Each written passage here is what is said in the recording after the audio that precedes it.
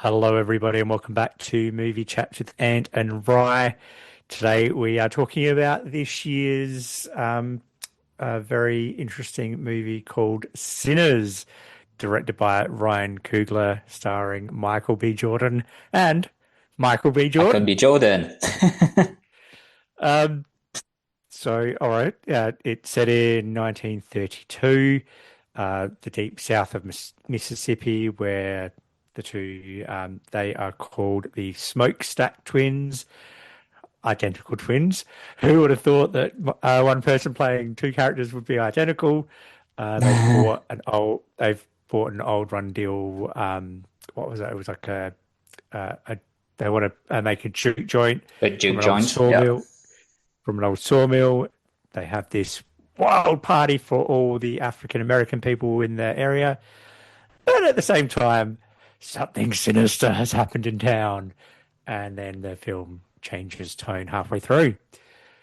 Uh, how did you find this one? It was my choice this week, but was hit it hit I'm gonna say it was okay. it Um, it it, had it, a lot of I think it's for me it was because it's very based on American culture. yeah. You got this deep south of African Americans in 1930, but back in those days. Uh, Me being a white Australian man, I can't really empathize with any of that. So I did Yeah, struggle. I I struggled with that. agree. I agree. It's a bit hard to relate. It's the same for me. Uh, it was interesting. There are a few things. I'm not gonna say that I hated this movie, but there was so much hype around it. I thought that I was gonna love it, and I ended up finding it okay. But for me, it had an issue with, it's especially with the pacing. That was my main issue. Okay. Um, and the fact that I'm a huge fan of From Dusk Till Dawn, and Yeah. it reminded me of that. And in some aspect, I don't think it lives up to it for the reason I have a very okay. Yeah. I'm gonna tell you a story. I have a very personal connection to All From Dusk right. Till Well, let's Dawn. Yeah, please. so I think the first time I saw this movie was I was in my early 20s. I was at uni, and it was at the end of a party.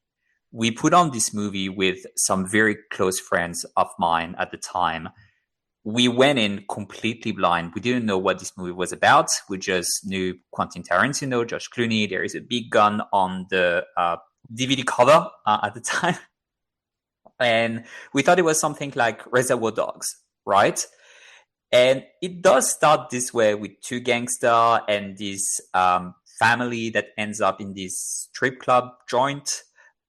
But then there is a turn, and it turns out that they are all vampires and they want to eat them. And then it goes completely unhinged because it's a Robert Rodriguez movie, and this is usually what Oh it yeah. does. Um, and I think we've never laughed so hard and enjoyed a movie so much and be so surprised by this ridiculous twist, but worked in so well.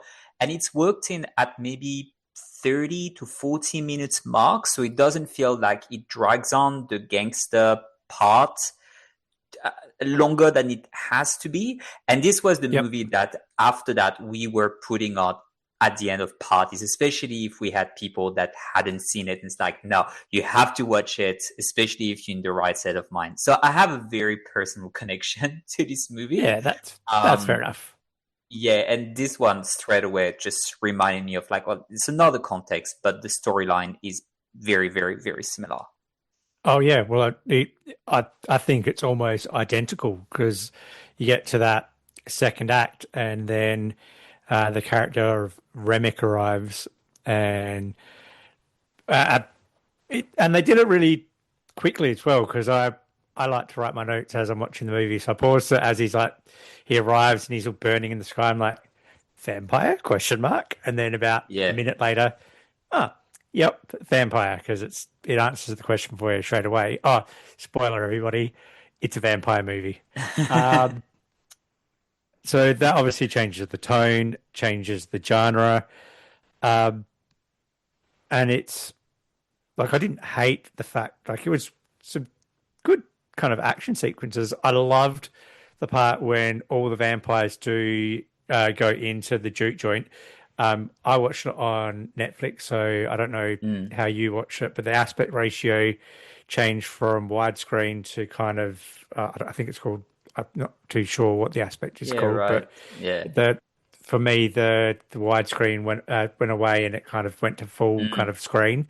I loved that, and I actually had to watch a YouTube clip, and Ryan Coogler goes on about all aspect ratios. He's very into all that kind of stuff. So it's a Yeah, good that, choice that that he's the director of this film because he obviously loves his filmmaking techniques. And that's something I have to say about the movie is that it looks beautiful, not only from a production design point of view with all the sets and the plantation of cottons and the cars and the costumes and everything, but also the cinematography and how the camera is moving around and the techniques that he employs. It's a very good visual storytelling. I have to give that to the movie. yeah, definitely. And I've even looked on it as well because there's a couple of interesting long takes, and so there's one towards at the beginning of the film where uh, the Asian family, Yeah, the little girl's like, "Oh, I need to go get mum," so the camera follows her across the it goes street across to the go get, shops and everything. Yeah. uh, and that's actually because back in the 30s, the Asian community were the only community that would serve the African American communities. So Mm, the Asian communities actually had to buy two shops, so one for the white customers, one for the black of course. customers, Yes. and that's actually really interesting that much depth of knowledge went into just those little behind the scenes some stuff you don't even think about. I thought that Yeah. that was very, very well done. And I think to come back to your point earlier, maybe that's why I thought that I had an issue with the pacing of the movie because I thought that it dragged on before it gets to the interesting part, which is the actions and the vampires and everything. But maybe if you have a bit more context about how life was in Deep South um, America in the 30s, then it might become a bit more, oh, they did a lot of research. It's actually very interesting. They're teaching you. And maybe I'm just too remote from that. For me, it was, okay, And it's shot nice, it's acted well, it's written well, but I want to get to the good part.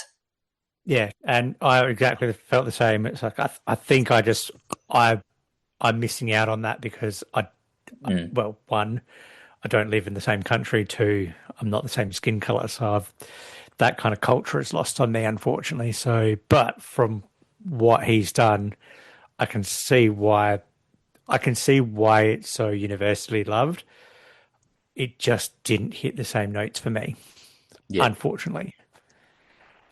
It's a bit of a I called it a love story to the Deep South and to blues. I found it was obviously this is something that is very special to the filmmaker and good for him. But there are pacing issues. There's something that I'm going to bring up as well. I don't think the film knew how to end Mm, because the big bad of the vampires gets killed, and then he needs to settle the score with the KKK, and yeah. then there's the end credit scene as well, which is old Sammy. It just end it It's and very then end it. abrupt, right? Yeah. So it just kept on going and going. It just could have just cut and call Yeah. it a day. Mm, That's a little nitpicky I found as well. yeah. Yeah, I agree. Um, is there anything else you'd like to bring up about this one? No, I said it all. The music is nice too, I have to Oh, I say. loved I did The love score that is very good. even the vampire Yeah. songs and then there's that song where it kind of intertwined all the cultures, all the people there, and music of the future as well, where Mm, Preacher Boy Sammy's doing his little interlude, and it's it just goes through all the juke joint where it's like there's a someone on a electric guitar, there's someone on what do you call it, the vinyl, Like the DJ, the DJ yeah, skimming the DJ. Yeah, that was really good. I yeah. think I've look, we could go into a little nitpicky stuff about the cast and stuff like that, but I think we've really Mm, touched on what we need to what? touch Yeah, on, I think. definitely. Let's go into scoring. You start. I'm going to give it a 3.5 out of 5. I Yeah. liked it. I just think I was a little bit. I, I, I'm not part of that kind of culture, so I can't. I Mm, don't think I can give it any more than that. Just not knowing about the full culture. So good film, yeah. recommend, but 3.5 out of 5 for me. Yeah. I give it a 3 out of 5. It's not a bad movie by any mean, and I think it definitely it has found its audience with people really liking it. There's a few things for me personally that didn't work. The pacing is one of the things I felt that the movie was too long, a bit overstretched. If it was the first part, I think would have been condensed, and then we get into more of the second part of the movie. It's a 2 hours, more than 2 hours movie, and I think the vampire stuff, the plot twist, and the second part of the movie actually happens at 1 hour and 30 minutes. So it's almost like an entire movie that is going on before you're actually entering the second act. And I think that this is where I have an issue with the pacing. I was a bit bored Yeah, at the beginning. Eventually, I was like, come on, come to the good part. Um, yeah, for sure. and then it was not for me that original because it really suffered the comparison with From Dusk Till Dawn, which I just have a very strong emotional attachment to it. But they did the pacing so much better. And then if you really like the kind of crazy stuff that go out there, this is where the movie are different and they are their own thing, and I respect that. Um, but yeah, so it didn't live up to the hype. So I give it a 3 out of 5.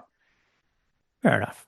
All right. Well, thank you everybody for tuning in. Please let us know what you thought on this one. Agree, disagree, and we will see you next time.